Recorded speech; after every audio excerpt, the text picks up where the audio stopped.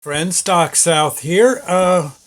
Whew, gosh, I just wanted to do a quick, just a quick video blurb for you before I have to head off to work at the supermarket I work at. And being Sunday, it's probably when I get home tonight, I'm going to be a little tired. Sunday's usually a pretty busy day, which is fine.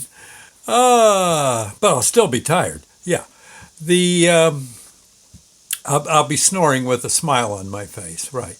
But I just wanted to make a quick comment. All those shootings that happened down at the Walmart in El Paso, Texas, and I believe there was a bar attacked. Oh gosh, in Dayton, Ohio last night. It was a rough Saturday night for the country. Saturday for the country. The But there was one bright, well, I think one bright moment in this, in the whole thing, and it was the way so many people, both professional and volunteer, and even civilian, went to help those in such horrible trouble, experiencing some of the scariest stuff you can imagine, getting shot at inside a Walmart, kids getting killed and stuff. No, the people at the bar out to have a drink and dance around a bit. Next, thing you know, they're dodging bullets and getting hit. But it's those first responders. Those people are really something. The police that, yeah, everyone else is running away. They're running to it. Yeah, with guns drawn, ready to do whatever they can to put a stop to it. And then there's the rescue people. Those wounds that a lot of those people get are hideous wounds to see, and they're as frightening as can be when you're trying to get the person stabilized and moved. And imagine the doctors and the nurses.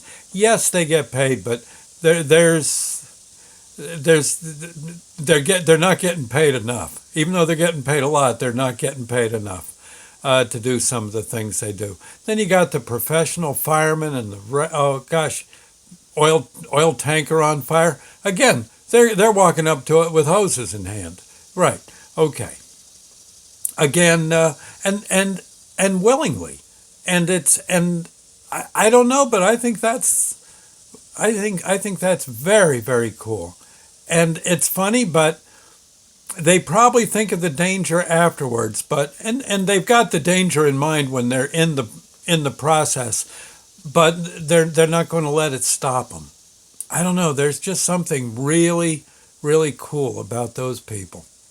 And then the civilians. I'm sure there were many.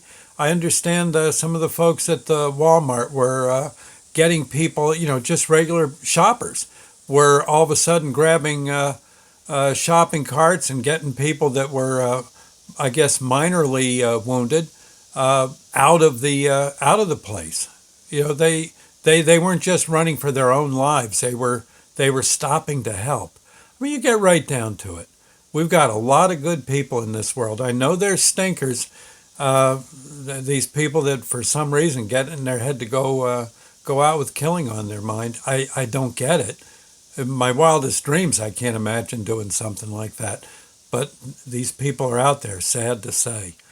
And yet they meet a wall of resistance, a really good wall of, I guess you could call them angels with feet, instead of wings. Those first responders are really, really cool people. I think when you see them, you gotta really, you gotta thank them. You just got to. They're gonna love hearing that, and maybe you can find something you can do. Maybe you don't want to be an EMT. You faint at the sight of blood.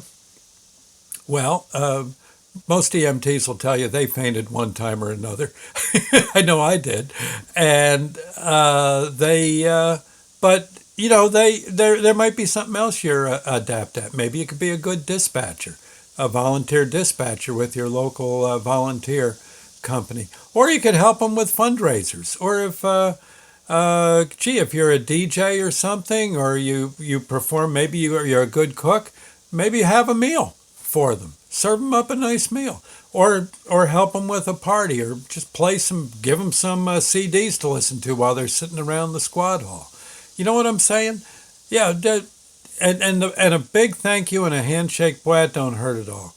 The other day at the cruise night, the Friendlies cruise night, and it doesn't matter what cruise night it was, but there was a state trooper pulled in, a young fella, and he's walking around looking at the cars. I guess he's just checking out the scene.